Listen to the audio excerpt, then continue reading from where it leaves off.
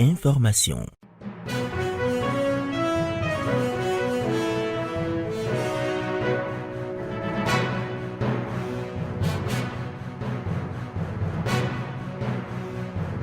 Plaisir de vous retrouver à ce rendez-vous de l'information. Mesdames et messieurs, bonsoir. Dans ce journal, nous serons à Cotonou où a été lancée la première édition de la Nuit internationale de la presse.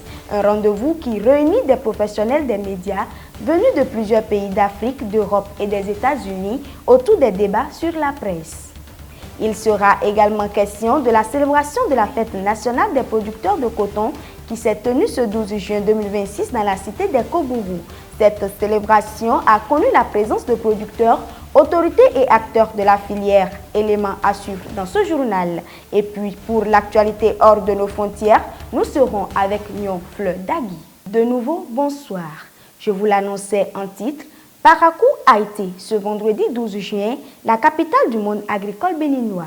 La cité des Kobourou a accueilli la célébration de la fête nationale des producteurs de coton en présence de plusieurs autorités gouvernementales, des responsables de la filière et de milliers de cotoculteurs.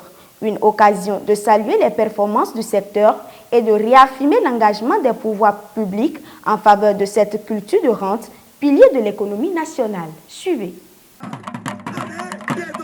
La ville de Parakou a accueilli ce vendredi l'édition 2026 de la Fête nationale des cotonculteurs. Un rendez-vous devenu incontournable pour les acteurs de la filière coton, moteur essentiel de l'économie béninoise.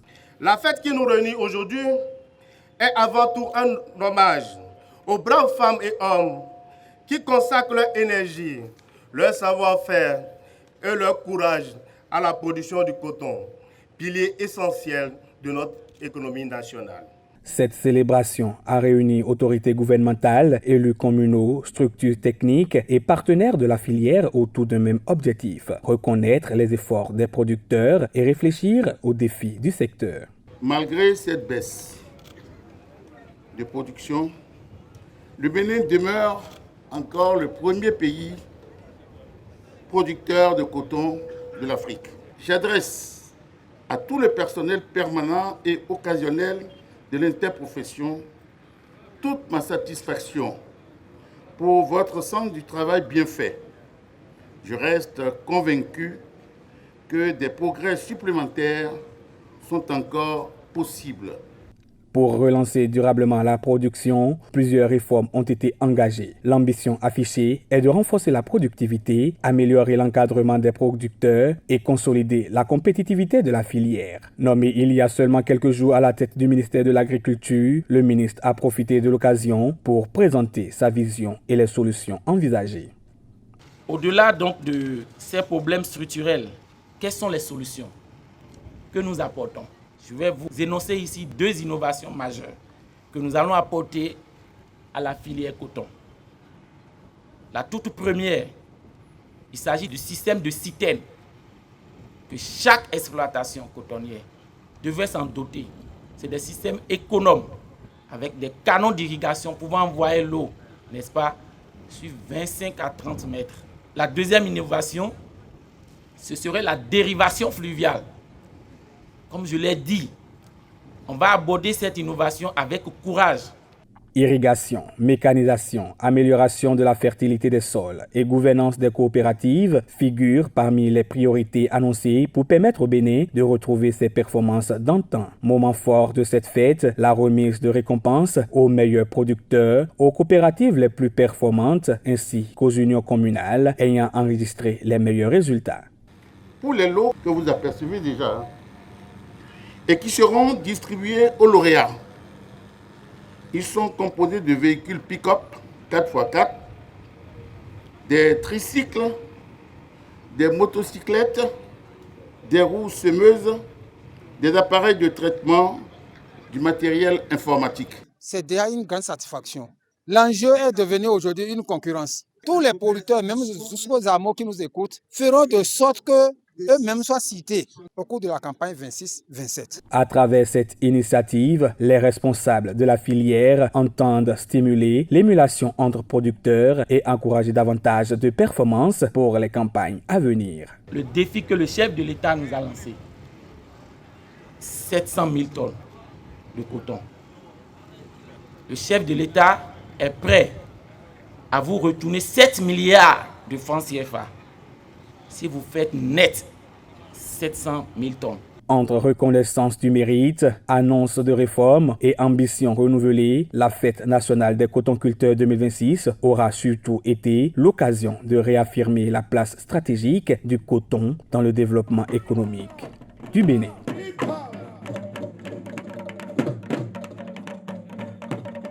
Les tensions qui affectent certaines voies stratégiques d'approvisionnement font craindre une hausse du prix des carburants. Quel impact pour les transports, les denrées alimentaires et la vie quotidienne? Élément de réponse avec Kodjo Orisha, analyste en géopolitique. Lorsque cette voie par laquelle passe entre globalement 160 navires tankers par jour, lorsque cette voie-là qu'on est coupée, il y a qu'on observe généralement une hausse des prix du pétrole. Et lorsqu'il y a hausse, nous on importe la plupart de nos produits pétroliers des États-Unis, de l'Inde, accessoirement de la Russie. Et il y a également le marché à côté qui est le marché nigérien. Donc ce sont des marchés qui sont tributaires des fluctuations internationales. On savait que quand il y a hausse au niveau du marché international, il y a logiquement hausse à notre niveau ici. Ce n'est pas que le pétrole qui sera impacté, c'est le mode de vie de tout le monde qui est impacté. On dit généralement que le pétrole, c'est le sang, c'est un peu comme le sang qui circule dans les veines de l'homme. Donc c'est le sang de l'économie mondiale. Donc c'est la matière première principale qui permet de mouvoir l'ensemble de l'économie mondiale. Et lorsque le prix du pétrole augmente, ce sont non seulement les engrais, ce sont les plastiques, ce sont les produits utilisés dans les hôpitaux, tout ce qui est utilisé dans la vie courante augmente. Il y a également hausse du prix des engrais. Voyez? Et s'il y a hausse du prix des engrais, ça veut dire qu'il y a hausse du prix des denrées, c'est-à-dire tout ce que nous consommons en termes d'alimentation. Parce qu'il faut des hydrocarbures pour les tracteurs, il faut de la matière première pour concevoir les engrais. Donc il y a le transport, donc on fait déplacer les marchandises. Si la crise perdure et que le risque de guerre augmente, les prix vont augmenter au niveau des hydrocarbures. Et si les prix augmentent au niveau des hydrocarbures, les transports, l'alimentation et la vie de tous les jours, tout ça sera impacté. Le nouveau préfet du Borgou a pris service ce lundi 8 mai 2026. Il a été officiellement installé par le directeur de cabinet du ministre de la Décentralisation et de la Gouvernance locale. La cérémonie d'installation et de passation de charge s'est déroulée à la préfecture de Parakou en présence d'invités de haut rang. Retour sur le compte rendu.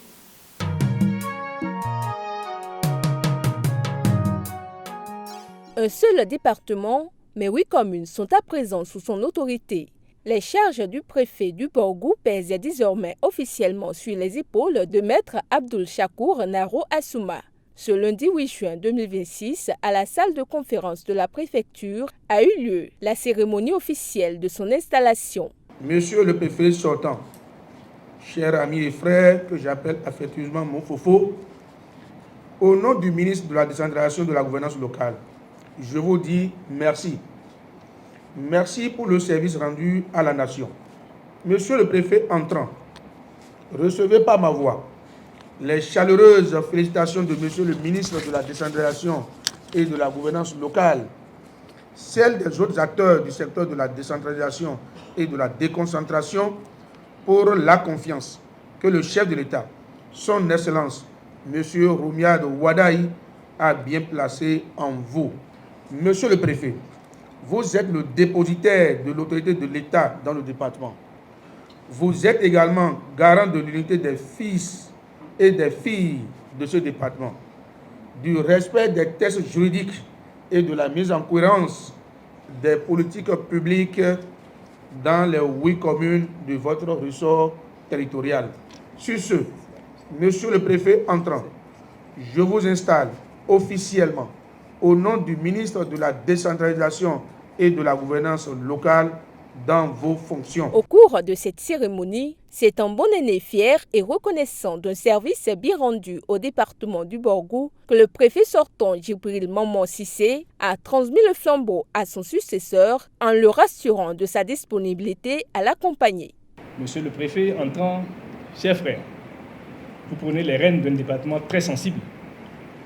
mais dynamique, riche de ses potentialités et portée par des femmes et des hommes résolument engagés au progrès. Vous héritez également d'une dynamique de performance qui conviendra de préserver et de renforcer. Les défis sont énormes, mais je suis convaincu, avec la volonté, le concours des cadres de l'administration territoriale et l'engagement de tous les acteurs du département, vous saurez les relever. Pour ma part, Monsieur le Préfet, je voudrais vous rassurer de ma disponibilité, chaque fois que de besoin, à vous accompagner dans l'accomplissement de vos missions que je considère aussi miennes.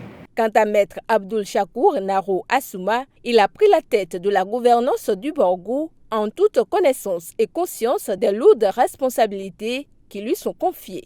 Je voudrais en cet instant solennel élever d'abord ma pensée vers le Tout-Puissant, puis exprimer ma profonde gratitude à M. Romuald Wadaï, président de la République, chef de l'État, pour la confiance qu'il a bien voulu placer à ma modeste personne en me nommant préfet du département du Borgou. Cette confiance, je la reçois avec humilité et avec la pleine conscience de la responsabilité qu'elle m'engage. Monsieur le préfet sortant, cher grand frère, permettez-moi de vous dire, au nom de tout le Borgou, combien votre passage à la tête de ce département a été marqué du sceau du sérieux. Mesdames et messieurs, je prends aujourd'hui les rênes de ce département en pleine conscience de ce qu'il représente. Et c'est un homme de droit, formé au dialogue, à la médiation et au respect des tests que j'aborderai cette mission de service. La feuille de route, la mienne, ne sera pas seulement la mienne. Elle est d'abord celle que le chef de l'État a tracée pour le Bénin à travers son projet de société. Plus loin ensemble. Proches et invités de rang distingués réunis à la préfecture à l'occasion, cette cérémonie d'installation a été riche d'émotions, de témoignages honorifiques à l'endroit du préfet sortant et d'engagement aux côtés du désormais et jusqu'à nouvel ordre préfet du département du Borgou. Cotonou a donné le coup d'envoi de la première édition de la Nuit internationale de la presse ce 11 juin 2026.